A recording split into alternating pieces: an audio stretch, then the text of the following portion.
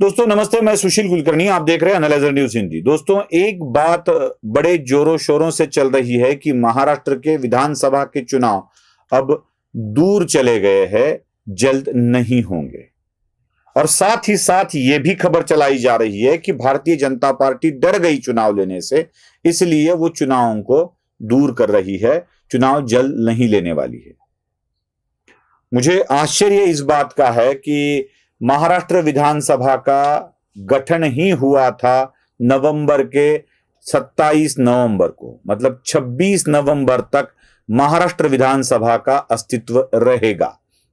भले ही चुनाव जल्दी हुए हो, लेकिन महाराष्ट्र में राष्ट्रपति शासन लग गया था, इसलिए 1 महीना ज्यादा मिल गया है और उसी दरमियान चुनाव होने की संभावना है। मैं टटोल रहा हूं कि क्या सच में महाराष्ट्र के चुनाव अभी देरी से हो सकते हैं? क्या महाराष्ट्र में राष्ट्रपति शासन आ सकता है? आज के हालात को देखते हुए, मतलब आज जो स्थिति है उसको देखते हुए, महाराष्ट्र में राष्ट्रपति शासन लगाना अब अनिवार्य हो गया है मेरे दृष्टि से। मैं इसे सुझाव तो नहीं कहूंगा, और जरूरत पड़े, कोई सुनना चाहता है या कोई सुनेगा तो ये सुझाव जरूर दूंगा भी। अब महाराष्ट्र में राष्ट्रपति शासन लगाने की आवश्यकता है, क्योंकि महाराष्ट्र की स्थिति आज चुनाव लेने की नहीं है। क्यों नहीं है? क्योंकि हम बार बार देख रहे हैं कि किसी ना किसी मुद्दे को उठाकर महाराष्ट्र की स्थिति को अशांत किया जाए, इसका प्रयत्न बड़े जोरों शोरों से हो रहा है। और यह आज से नहीं हो रहा है, बहुत दिनों से हो रहा है। आप जानते हैं, उद्धव ठाकरे ने तब कहा था पंजाब, बंगाल और महाराष्ट्र मिलकर ही देश में क्रांति कर सकते हैं, और ये करेंगे। लाल बाल पाल का संदर्भ देते हुए उन्होंने कहा था। तब उद्धव ठाकरे मुख्यमंत्री थे। फिर उद्धव ठाकरे मुख्यमंत्री पद से हट गए और उद्धव ठाकरे इसी सूत्र को आगे लेकर चल रहे हैं। वहां पंजाब और हरियाणा के किसान आंदोलनकारी बनकर देश की सरकार को तंग करने की कोशिश कर रहे हैं। पश्चिम बंगाल में घर जलाए जा रहे हैं, इज्जत लूटी जा रही है, डॉक्टर को भी नहीं छोड़ा जा रहा है, हिंदुओं पर आक्रमण हो रहा है, अपने विपक्ष के घरों पर आक्रमण हो रहा है, उनके घर जलाए जा रहे हैं। बांग्लादेश से प्रेरणा लेकर पश्चिम बंगाल में भी कुछ किया जा सके, इसके प्रयत्न हो रहे हैं। महाराष्ट्र में भी इसी बात को दोहराया जा रहा है। छोटी छोटी घटनाओं को इतना बड़ा इलाबोरेट करके बताया जा रहा है कि बस देवेंद्र फडणवीस को एक खलनायक की तरह पेश किया जा रहा है। और महाराष्ट्र के मराठा आरक्षण आंदोलन को भी ज्यादा से ज्यादा भड़काया जा रहा है। जब मराठा आरक्षण आंदोलन इतने जोरों शोरों से भड़काया जा रहा है, तो याद रखिए, इसमें एक मुझे षड्यंत्र की बू आ रही है। कहीं ना कहीं, मतलब इतना कि अगर नहीं देते हैं तो छीन कर लेना पड़ेगा, घर में घुस कर लेना पड़ेगा, इस तरह की बातें कही जा रही है। तो मन में संदेह तो होता ही है कि कुछ ना कुछ तो गड़बड़ होने वाली है।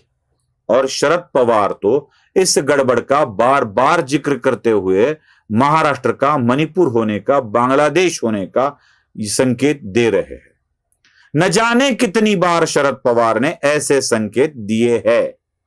और शरद पवार जब भी कोई संकेत देते हैं तो वह लगभग सच ही होता है, क्योंकि शरद पवार ने ऐसे ही संकेत दिए थे कि पंजाब में प्रधानमंत्री के साथ धोखा हो सकता है, और वही हुआ।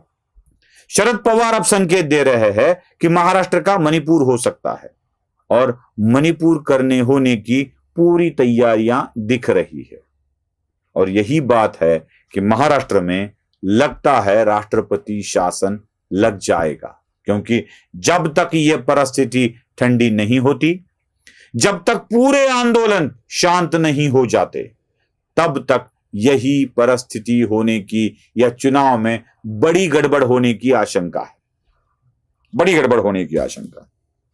तो राज्य में राष्ट्रपति शासन लगाकर नवंबर तक तो यह सरकार चलेगी, और नवंबर के बाद और कुछ दिन, लगभग 3 महीने तो वैसे राष्ट्रपति शासन लगाया जा सकता है, मतलब दिसंबर, जनवरी तक, फरवरी तक तो उसके बाद चुनाव लिए जा सकते हैं, लेकिन राष्ट्रपति शासन 1-2 महीने तक लगा रहेगा और उसी शासन के दौरान अगर चुनाव होते हैं, पूरा का पूरा राज्य का कारभार अगर केंद्र के हाथ में, गृह मंत्री अमित शाह के हाथ में चला जाता है, तो चुनाव को लेने में बड़ी आसानी होगी।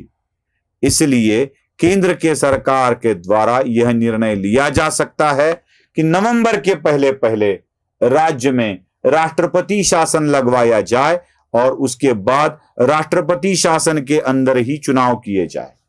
यह बात इसलिए कह रहा हूं मैं कि आने वाले दिनों में और 2 राज्यों के चुनाव भी होने हैं।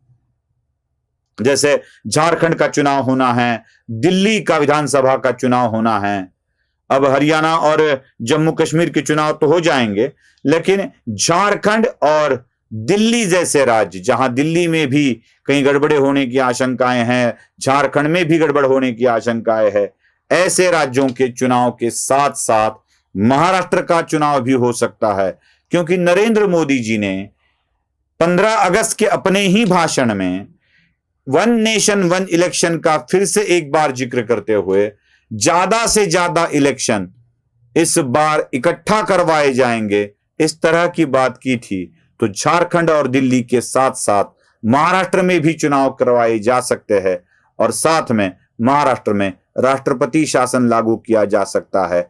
जब तक कि महाराष्ट्र की परिस्थिति शांत नहीं होती, यह जातिगत तनाव खत्म नहीं होता, तब तक राष्ट्रपति शासन रहेगा और उसी के अंदर चुनाव भी होंगे। आपको क्या लगता है जरूर बताइए। लाइक, शेयर और सब्सक्राइब करना मत भूलिए। धन्यवाद।